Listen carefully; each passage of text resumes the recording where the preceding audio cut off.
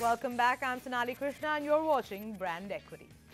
Now, everybody has very high expectations from this World Cup, especially advertisers. But barring Pepsi and Vodafone, almost 2 weeks into the World Cup and there are no real showstoppers. Samriti Grover speaks to the ad folks to get a sense of what's gone wrong. The ICC World Cup kicked off with electrifying energy and a showstopper of an opening ceremony to celebrate the biggest sporting spectacle. But unfortunately, the initial innings in terms of advertising campaigns have failed to deliver. Almost 2 weeks into the tournament and no heads have turned, with no campaign being able to break the clutter. What's the creativity that we see? Bzzz, all of the same. Lots of cricketers saying nearly the same thing, none making a difference. The usual suspects, who always used to do good commercials or big commercials on cricket, Nike, Adidas, Sony, LG, Hero Honda, all of them, went silent this year. None of those commercials are really standing out. Pepsi is the only saving grace. But as far as the commercials with cricketers and commercials of sponsors are concerned, it is quite a downer. With a whopping 600 to 700 crores riding on it and advertisers paying through their nose for commercial time, the start has surely been lackluster. And if the second week is anything to go by, is advertising on the World Cup really worth its salt? और भी ढेर सारे prizes जीतिए मेरी autograph के साथ. In terms of sheer eyeballs that they're able to garner, I think yes, brands are going to get an impact. But are there any creatives that are going to multiply this impact so that the ROI because of pure media efficiency, if it's 1 because of creative efficiency and creative impact, it's going to become 2? Not really. It all started with the World Cup campaign itself being somewhat somber, not being able to captivate the nation.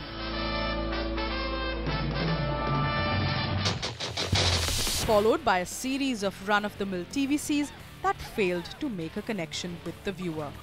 In fact, brands have already turned their attention to IPL, strategizing on how best to leverage the domestic league. Emotionally, you would pick World Cup, but if you are a rational being, and you will pick IPL, because IPL gives you all the excitement back and all the things which a brand is needed to leverage, all that IPL gives you. Hopefully, as the tournament progresses, some cutting-edge commercials will surround the tournament, doing justice to the scale and monies invested in it. Otherwise, this World Cup might just not be the cup that counts, and yet another lost opportunity. Now, sticking with advertising, the organizers of Cannes Lions have picked a handful of judges from India for this year's festival. Kamya Jani spoke to a few of them to find out what's the criteria that they're going to look out for and what they are looking to do differently this year. Cannes Lions, to be hosted from 19th of June to 25th of June, will boast of as many as 11 Indian jury members this time around. Some of the prominent Indian names on the jury include Prasun Pandey from Torquoise Films for the film craft category, Malika Mehra of Grey India for the film category, Amir Jalil from Low India for the press category. For the outdoor category, it's Santosh Padhi from Taproot India. Nandini Dias, Lodestar Universal Media, is a representative for the media category, and to represent the design category, it's Preeti Vyas from VGC. We spoke to some of them to find out what's criteria that they're going to look at while judging. The medium allows you to do digital, to do interactive, to do ambient, gorilla. A lot of innovative stuff has been explored around the world.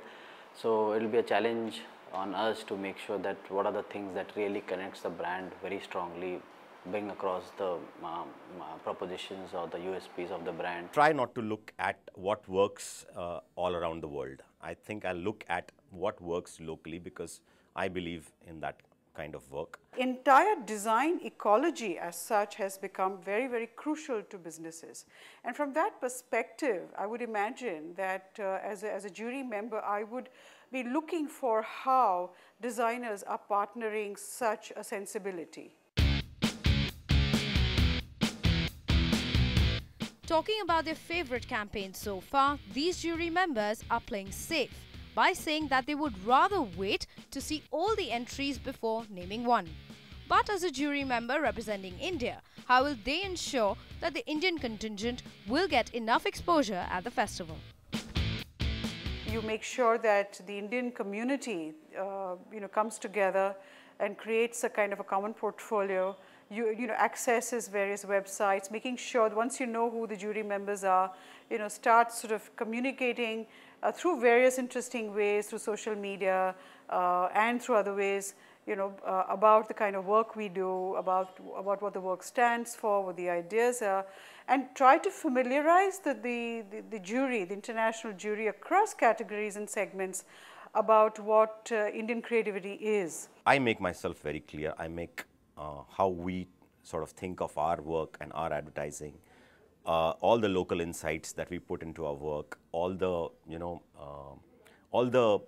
tonality that comes into our kind of thinking because of the influences like Bollywood, influences like our history, influences like our culture into our work. I make that very clear to people and they do appreciate it. If you have a jury member representing in each of these categories, it really helps to communicate to the other 15, 18, 20, 25 juries who are sitting, who are not aware, or maybe some of them are not aware of what the connect or why this idea works in India better compared to.